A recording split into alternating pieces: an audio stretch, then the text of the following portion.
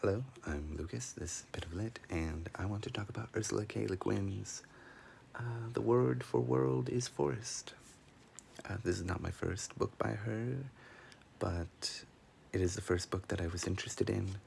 Years and years ago, when I was in college, I saw the book in a used bookstore in the sci-fi section, but I thought it would be ecologically based, and I was interested in that, but I didn't know who Ursula K. Le Guin was, and I didn't know if she would be a good writer.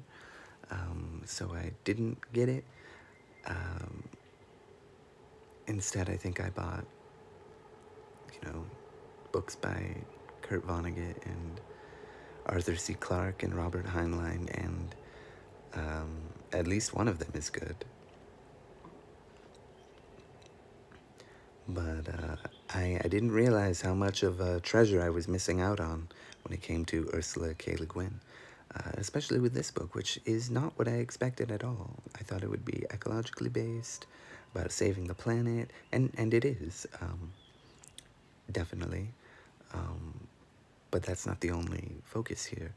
It's about colonialism and militarism and and ecology and all that stuff.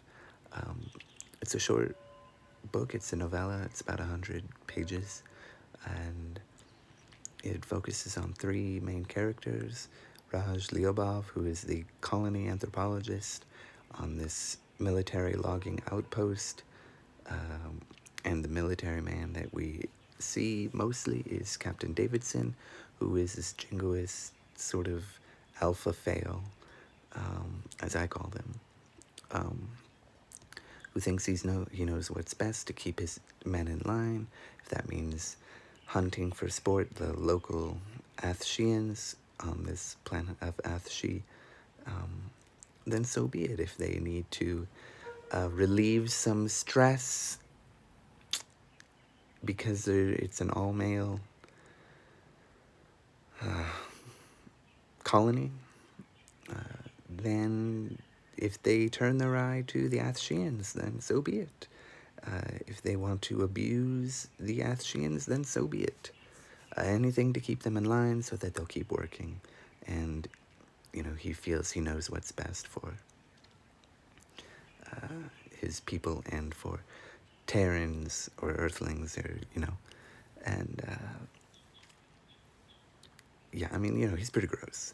And then there's Selver, who is an assistant to Raj Leobov, who ends up leading the charge in an attack against Smith Camp, where Captain Davidson is, which is really bizarre because Leobov has determined that they're a non-aggressive species. When they do get in some sort of conflict, they sort of just sing. And the culture of the Athsheans, for how little there is of the book, it's actually really well developed, I find. How they handle their conflicts, how they think about what they're going to do next as a culture, with their dream states, and when they do have somebody who's actually aggressive, how they treat those people, which is to totally isolate them. It's really well developed, I think, at least well enough for how short this is. And anyway, Selver and a few other people attack Smith Camp, and they burn it down, and they kill hundreds of humans. And Captain Davidson sees this, and he retaliates, and Selver gets away, and Captain Davidson gets away, and Selver goes to tell his people about what the Terrans have been doing, all the atrocities that come with colonialism, which is happening because Terra is depleted of resources because it's just been thoroughly ravaged, and that's what they're doing to this planet as they log it. It's unsustainable.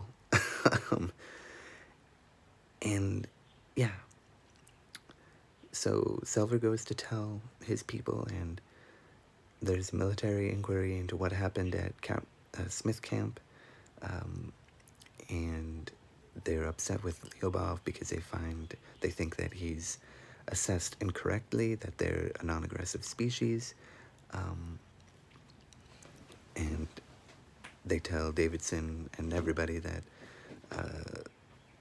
Terra is now part of the League of Worlds. I'm looking at some notes just to make sure I say this with some semblance of accuracy. Go ahead. Sorry, my girlfriend opened the door. That's okay.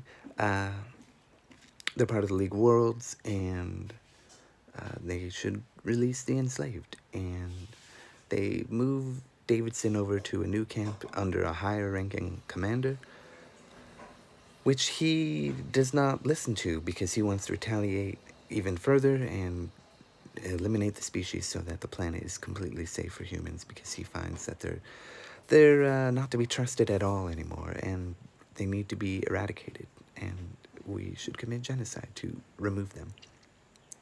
And that is that's just in the first few chapters. The conflict then comes from Davidson's desire to commit genocide, and the radical culture shock that the Athsheans have suffered at the hands of the Terrans, because they were a non-aggressive species, but now they've learned to kill without, well, they have a reason, but as Selver puts it, they've learned to murder without reason. And once you come to a point like that in your culture, there's a certain inertia to that. And it's hard to resist, or it's hard to steer things back to the way they were. And yeah, it's an incredible book about the horrors of colonialism and militarism and all this stuff. And it came out in 1970s, I think 1972, right around, you know, the Vietnam War was happening at that time. So yeah, I think that might be that has everything to do with the creation of this book. Yeah, I don't find the characters to be all that deep. I think it's mostly to send a message. There's some interesting complexities to it. It's mostly just grim, but there is some hope at the end, but it's sort of marred with the trouble of the lasting effects of colonialism, which we in today's world it's so thoroughly baked into everything we know that there's no going back to the way things were before colonialism. And certainly that proves true in this story. I won't go any further. I feel like even though I did say that, it doesn't really give away what's going to happen after the first 2-3 chapters. I just wanted to give a brief introduction. I really recommend this book. It is very pointed, but it is incredible. The language used, the lingo created to describe Athsheans and Athshi, and I don't know if that's how you say it. It feels natural. The military order of things feels fairly natural. The culture of the Athsheans is well developed, and the story is, it makes you ask questions, I think, about colonialism and the after effects of it and all that stuff and the world we live in. So yeah, it's great and I recommend it. Thank you. Goodbye.